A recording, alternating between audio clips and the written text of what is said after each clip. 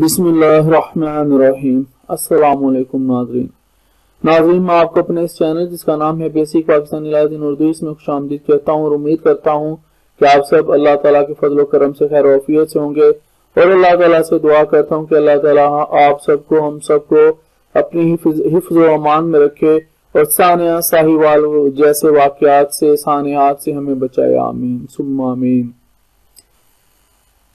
ناظرین، اس ویڈیو میں ہم آج اوتھ کمشنر کے بارے میں جانیں گے، جیسا کہ ایک سٹیمپ بھی میں نے ایک اوپر بنا دی ہے، یہ اوتھ کمشنر کی سٹیمپ ہے جس پر آج میری نظر پڑی تو مجھے یہ ویڈیو بنانے کا موقع ملا۔ ناظرین، آج ایک اشٹام پیپر جو کہ ایک بیان حلفی تھا اس پر نظر پڑی تھا، وہاں پر ایک مہر لگی ہوئی تھی اوتھ کمشنر کی، تو میں نے سوچا کہ اپنے ناظرین کو اوتھ کمشنر کے بارے میں کچھ بتاؤں۔ ناظرین، آپ نے اکثر بیان حلفی پر دیکھا ہوگا کہ اسے تصدیق کرنے والے وکیل کی مہر میں اوتھ کمشنر لکھا ہوا ہوتا ہے۔ یہ اوتھ کمشنر ایک وکیل ہوتا ہے جسے اوتھ کمشنر کے اختیارات دیے جاتے ہیں۔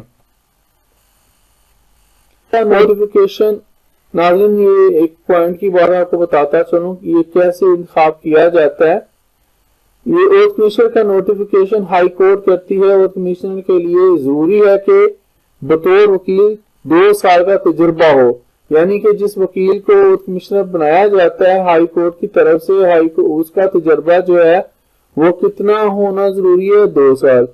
اور یہ اوتھ کمشنر کون سے ضابطے کی تحت بنایا گیا ہے؟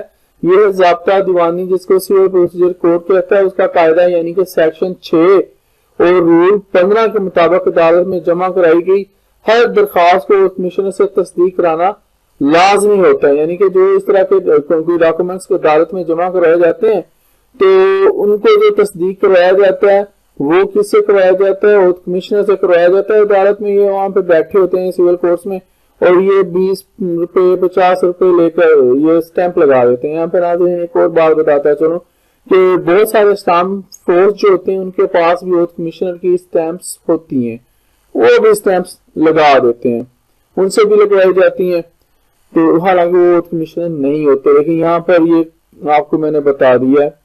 تو چلتے ہیں آگے۔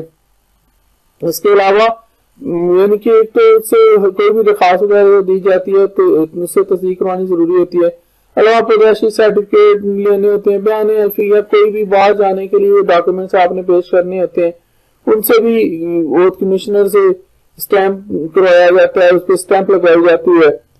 اور بہت ساری ضروری دستاویزات کی تکمیل کراتے وقت اگر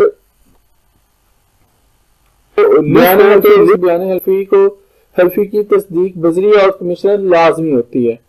ناظرین، اوتھ کمشنر جس کا بیان حلفی ہو اس کی موجودگی میں مکمل بیان حلفی کا مشاہدہ کرے گا اور اپنے دستخط اور تاریخ لکھے گا اور سٹیمپ بھی لگائے گا۔